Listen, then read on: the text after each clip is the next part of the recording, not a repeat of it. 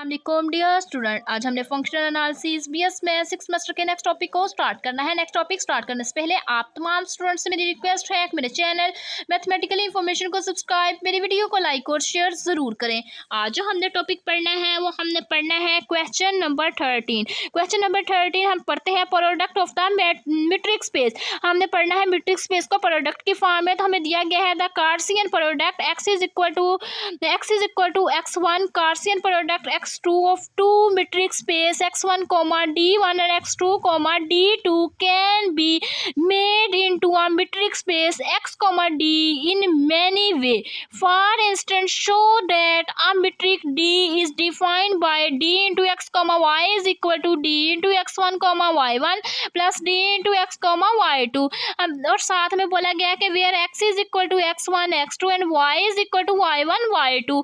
हमें बोला गया कि हमने क्या करना है, प्रोडक्ट की मीट्रिक स्पेस को फाइंड करना है। हमें बोला गया कि हमें दो कार्सियन प्रोडक्ट दे दिए गए हैं, मीट्रिक की फॉर्म में दे दिए गए हैं, जो हमारे पास क्या है x1 d1 है और साथ में पास x2 d2 है। और हमें बोला गया है कि ये हमारे पास जो मीट्रिक स्पेस है x और d के ऊपर हम डिफरेंट वे के साथ इसको ट्राई कर सकते हैं, डिफरेंट वे के साथ हम मीट्रिक स्पेस को फाइंड कर सकते हैं, प्रोडक्ट ऑफ द मीट्रिक या कार्सियन प्रोडक्ट की मीट्रिक को। और हमें बोला गया कि हमने शो करवाना है डेफिनेशन डी की हेल्प से, जो हमारे पास मीट्रिक है वो कुछ हमें ये दे दी गई है, इसको हमने क्या करवाना है, मीट्रिक स्पेस प्रूफ करवाना है। और साथ में बोला गया जो हमारे पास x होगा x1 x2 हमारे पास x को रिप्रेजेंट करेगा, और जो y होगा y1 y2 हमारे पास y को रिप्रेजेंट करेगा। देन हमने क्या करना है, मीट्रिक स्पेस शो करवाना है। मीट्रिक के लिए हमारे पास हमें पता है 4 प्रॉपर्टीज होती हैं, 4 प्रॉपर्टीज को हम क्या करवा देंगे, फुलफिल करवा देंगे। फर्स्ट प्रॉपर्टी हमारे पास क्या होनी चाहिए, ग्रेटर और इक्वल होनी चाहिए।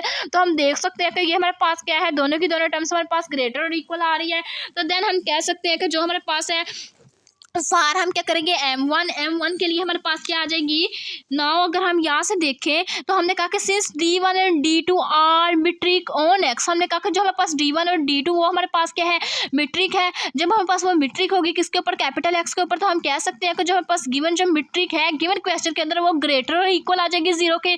तो जब वो ग्रेटर और इक्वल आ जाएगी 0 के, तो जो हमारे पास आल x1 x2 होगा वो बिलोंग कैपिटल x को कर रहा होगा, जो y1 और y2 होगा उसके सारी के सारी टर्म्स किसको बिलोंग कर रही होगी, y को बिलोंग कर रही होगी। तो ये हमारे पास क्या हो जाएगी, इसकी फर्स्ट कंडीशन सेटिस्फाई हो जाएगी। सेकंड कंडीशन की तरफ मूव करेंगे, वो हमारे पास रिफ्लेक्सिव है, तो उसके लिए हमारे पास जो गिवन सिमेट्रिक है, गिवन हमारे पास मीट्रिक है उसको इक्वल टू 0 के रखेंगे। इक्वल 0 के रख लिया तो ये हमारे पास उसको जब इक्वल 0 के रख लिया तो ये हमारे पास d1 into x1 y1 plus d2 into x y2 equal to 0 आ जाएगा। यहाँ से हमने क्या करना है, दोनों टर्म्स को सेपरेट करके इक्वल कर गया 0 के। जब इक्वल कर लेंगे 0 के तो x1 इक्वल आ जाएगा y1 के, x2 इक्वल आ जाएगा y2 के। तो हमें पता है जो हमारे पास x1 और x2 है वो हमारे पास किसके इक्वल है, x के इक्वल है। जो y1 y2 है वो y के इक्वल है।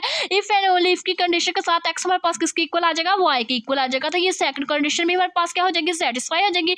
अब हम क्या करेंगे, थर्ड कंडीशन की तरफ मूव करेंगे। थर्ड कंडीशन के बाद हम के लिए हम क्या करेंगे, गिवन मीट्रिक को लिख लेंगे। जो हमारे पास x1 है उसको हम क्या कर देंगे, y1 बना देंगे। जो y1 है उसको x1 बना देंगे। तो हमने क्या कर दिया, y1 की जगह x1 लिख दिया, x1 की जगह y1 लिख दिया। इसी तरह हमने क्या किया, x2 की जगह y2 लिख दिया, y2 की जगह x2 लिख दिया। लिखने के बाद हमने कहा कि ये हमारे पास जो मीट्रिक आ जाएगी वो हमारे पास क्या आ जाएगी, किसके अंदर कन्वर्ट हो जाएगी, d into x y is equal to d into y x के अंदर कन्वर्ट हो जाएगी। तो इट्स मीन हमारे पास जो थर्ड प्रॉपर्टी होगी वो भी हमारे पास क्या हो जाएगी, सेटिस्फाई हो जाएगी। अब हम क्या करेंगे, फोर्थ प्रॉपर्टी की तरफ मूव करेंगे। फोर्थ प्रॉपर्टी में हम लेट कर लेंगे, जो हमारे पास z है वो हमारे पास क्या होगा, z1 और z2 वो हमारे पास किसके इक्वल होगा, z के इक्वल होगा। देन हमने क्या कर लिया, हमें पता है जो हमारे पास ट्रायंगुलर इनइक्वालिटी होती है वो हमारे पास बेसिकली होती क्या है, उसमें हमारे पास x d into x d less और इक्वल आना चाहिए d into x y plus d into y z के। तो यहाँ से हमने क्या करना है, d इंटू एक्स z हमें चाहिए, तो x की हमारे पास तो आ रही है वैल्यू लेकिन z की वैल्यू नहीं है। तो हम क्या कर लेंगे, यहाँ पे एक मीट्रिक बना लेंगे, d इंटू एक्स z हमने कहा इक्वल आ रहा है d1 into x1 z1 plus d2 into x2 z2 के। और हमने बता दिया जो पास d1 और d2 वो हमारे पास क्या है, मीट्रिक है, मीट्रिक शो कर रही है। और साथ साथ हमने कह दिया कि सो d1 और d2 are satisfy the triangular inequality. हमने कहा कि ये जो पास d1 और d2 है वो हमारे पास किसके लिए, मीट्रिक के लिए यूज हो रहा है, और ये सेटिस्फाई किसको कर रहे हैं, ट्रायंगुलर इनइक्वालिटी को सेटिस्फाई कर रहे हैं।